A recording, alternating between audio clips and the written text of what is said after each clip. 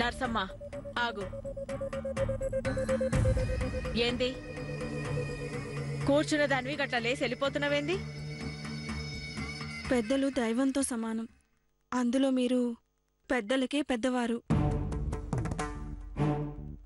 మీ ముందు కూర్చోవడమే అమ్మో కళ్ళు పోతాయండి. నువ్వు సాన మంచిదానివి. నాకెవరూ అంత త్వరగా నచ్చరు. కాని గదేందో నిన్ను చూడగానే నచ్చినావు. అది నా అదృష్టం. చూడు, పెండ్లైన మగవాడికి రెండో భార్యగా రావడం అంటే అది మామూలు విషయం కాదు. నాన్న అగసాట్లు పడాల్సొస్తుంది. అందరి చేత మాటలు పడాల్సొస్తుంది. నిజమేనండి. ప్రస్తుతం నేను అనుభవిస్తుంది అదే. అందరికీ నేనంటే పడదు. అసలు నేనెవరిని శత్రువులా చూడను కదా. కాని వాళ్ళెందుకు నన్ను శత్రువులా చూస్తున్నారు? చెప్పినాను గదా, కొన్నాళ్ళు గట్లనే ఉంటది. గది సరే గాని నీ ముచ్చటేందో నాకు చెప్పనే లేదే.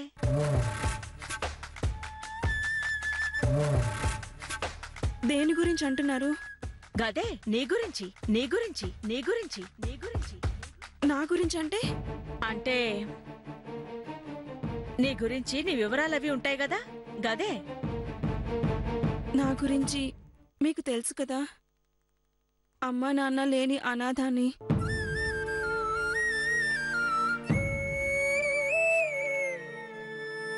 గా విషయమే నాకు చాలా బాధ అనిపిస్తా ఉండది. అవును, నువ్వు చదువుకున్నావు గదా, అదెక్కడా అదెక్కడా అదెక్కడా అదెక్కడా? ఇప్పుడు ఆ వివరాలు ఎందుకండి? ఏమి తోసకడిగినా చెప్పడం నీకిష్టం లేకపోతే వద్దులే. ఇందులో ఇష్టం లేకపోవడం ఏముంది? అది గుడివాడి దగ్గరున్న దోసపాడు. దోసపాడా అంటే గాడనే పుట్టినవా? అక్కడే పుట్టాను. అక్కడే మా అమ్మ నాన్న చనిపోయారు. అమ్మా నాన్న పోయినాక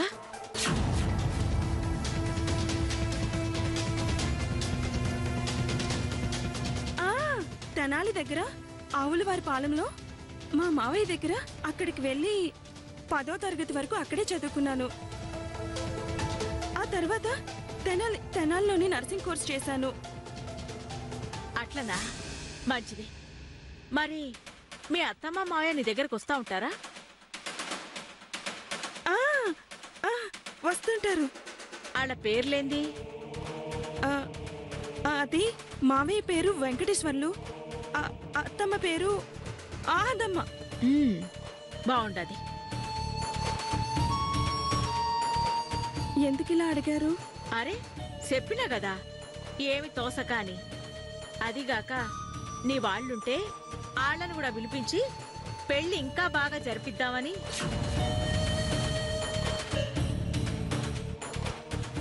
గదే నీ మెడలో నా బిడ్డ సేద తాళి కట్టించాలి గదా, అదే.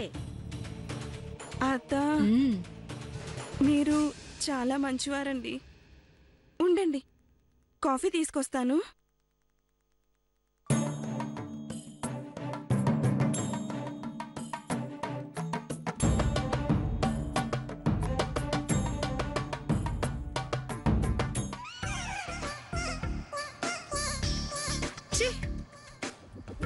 ఈ దుర్గా మాసలో నా వాటా ఎప్పుడొస్తుందో అది నేనెప్పుడు అనుభవిస్తానో గాని ఈలోగా అంట్లు తోవడం, కల్లాపు చల్లి ముగ్గులు పెట్టడం, ఈ ఉతకడంతోనే నా ఒళ్ళు హోనమైపోతుంది.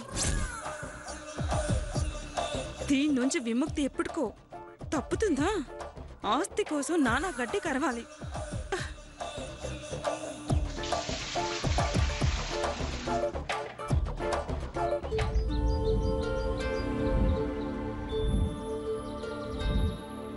పాత పుస్తకాలు కొంటాం, పాత పేపర్లు కొంటాం, పాత పుస్తకాలు కొంటాం, పాత పేపర్లు కొంటాం, పాత పుస్తకాలు కొంటాం, పేపర్లు కొంటాం, పాత పుస్తకాలు కొంటాం.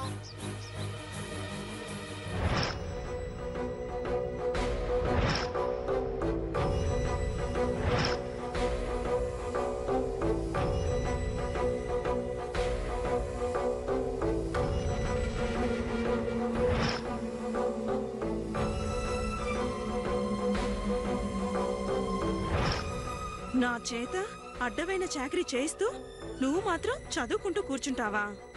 నువ్వు చదివి ఈ దేశాన్ని ఉద్ధరించాలా ఏంటి? చెప్తానే నీ సంగతి చెప్తా.